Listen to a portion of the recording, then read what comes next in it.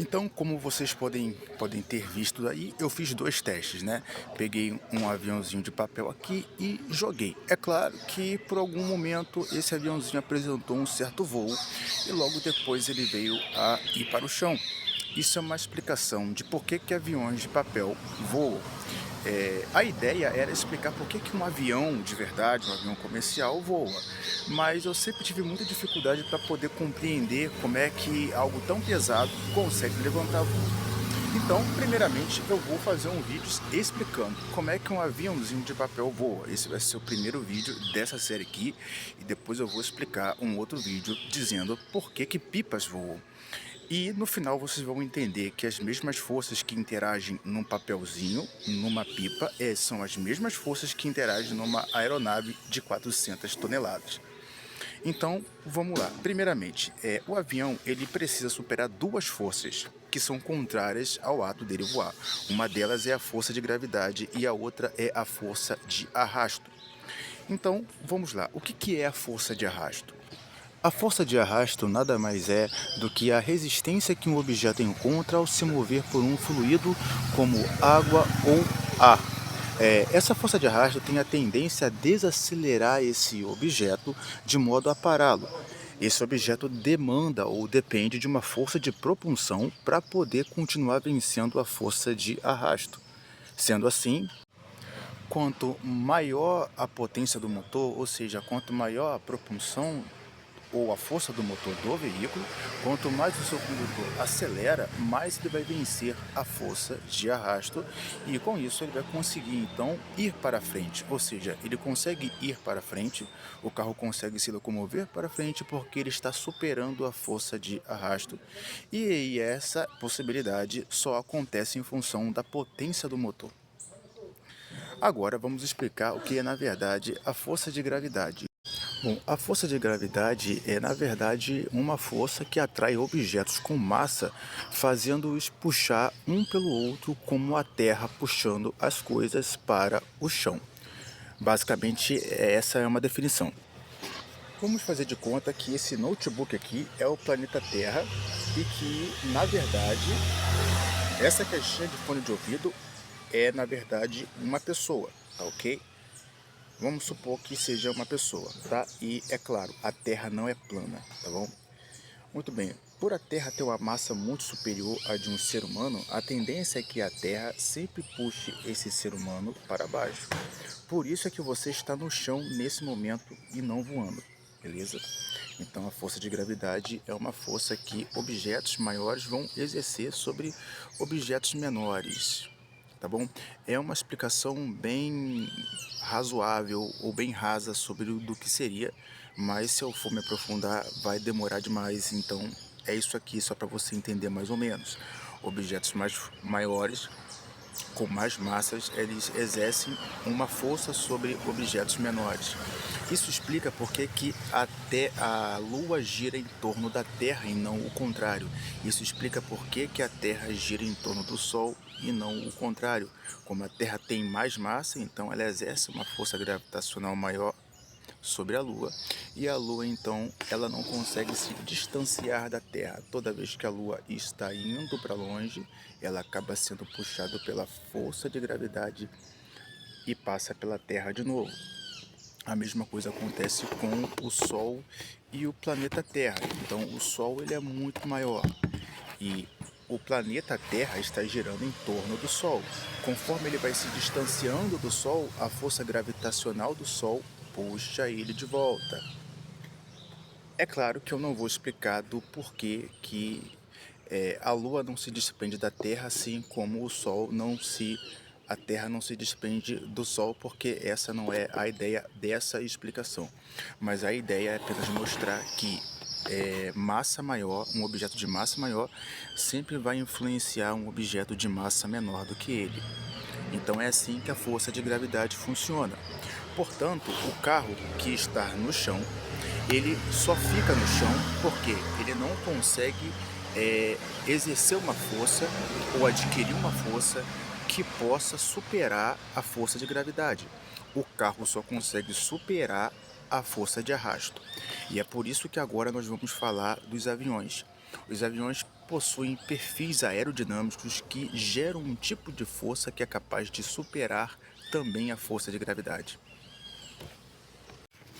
Então vamos lá, galera. Aqui eu tenho um aviãozinho de papel, aquele que eu usei lá no início para fazer os testes, né? E como vocês viram, esse avião, ele voou, tá? Todo mundo sabe que aviãozinho de papel voam, mas eles têm a tendência a cair depois.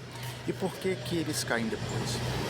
Muito bem, eles voam porque nós damos a ele uma força de propulsão. Como ele não tem um motor, então nós usamos a força do braço para dar uma propulsão. Essa propulsão ela tem um tempo limitado. Logo depois de alguns metros ou centímetros, essa propulsão vai se perdendo. E conforme essa propulsão vai se perdendo, ele vai perdendo velocidade e com isso ele perde sustentação. Essa perda de sustentação é chamada de stall, ou seja, o avião tende a perder velocidade e as ações do vento relativo que estão batendo nas estruturas aerodinâmicas desse avião passam a não superar a força de gravidade. A força de gravidade, num perfil aerodinâmico de uma aeronave, ela é superada em função de um efeito chamado efeito Coanda. Ou seja, quando eu aplico uma força numa aeronave, quando eu aplico uma propulsão, o ar passa por cima quanto por baixo, gerando uma diferença de pressão na parte de cima. Isso faz com que esse aviãozinho de papel consiga se manter num voo planado e nivelado por alguns segundos, mas logo depois ele começa a descer. Por quê? Porque ele não tem um motor, ele não tem uma propulsão própria e a força que eu apliquei a esse avião, ele tende a diminuir, causando assim perda de velocidade. E quando você tem perda de velocidade, você tem dois problemas. Uma vez que o avião está perdendo velocidade, a força de arrasto está aumentando, ou seja, no momento que a propulsão vai acabando, a força de arrasto, o vento que está batendo nele, está jogando ele para trás e isso faz ele desacelerar. Automaticamente desacelerando, o ar que estava passando por debaixo e por cima da asa numa velocidade considerável começa a passar um pouco mais lento. Isso faz com que o efeito Coanda perca o efeito e com isso você tem o que nós chamamos de stall, ou seja, perda de sustentação. O avião ele vem voando e ele perde sustentação. No caso do aviãozinho de papel, você sempre vai perceber que o stall dele se dá em função do nariz dele abaixar. Isso porque nesse tipo de avião a frente ela é mais pesada. Então quando ele perde velocidade, ele faz isso daqui e geralmente ele cai e bate no chão. Logo, logo eu vou fazer um dispositivo aqui atrás justamente para fazer ele se recuperar do stall.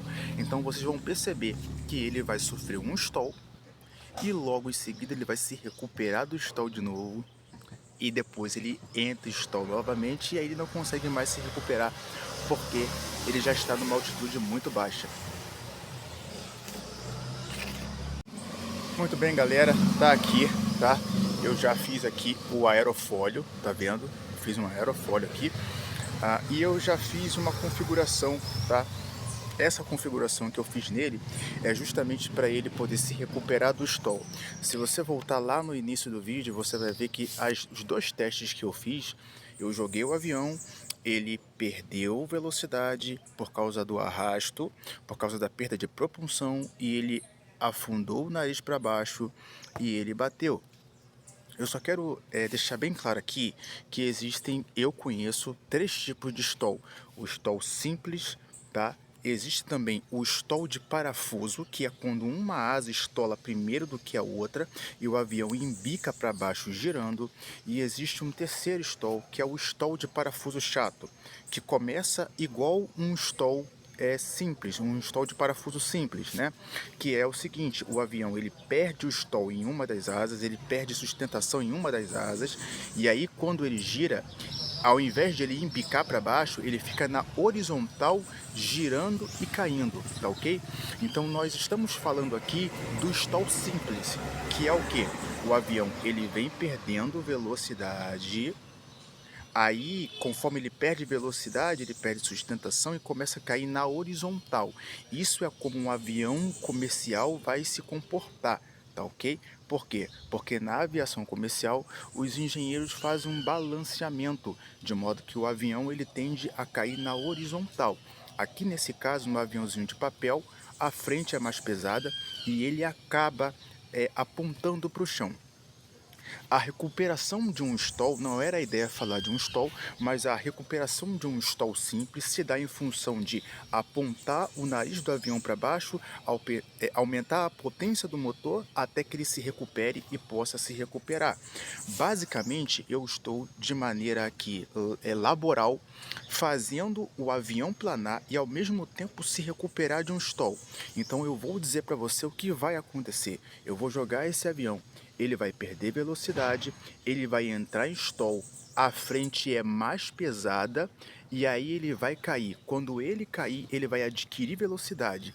Mas como eu fiz aqui atrás um aerofólio fazendo a função de um profundor, que é o profundor que faz o avião se recuperar, vocês vão perceber agora que esse avião ele vai fazer esses movimentos aqui. Ele vai estolar, vai recuperar do stall e provavelmente ele vai fazer um pouso suave no chão. Ele não vai pousar de bico no chão como vocês viram nos vídeos passados.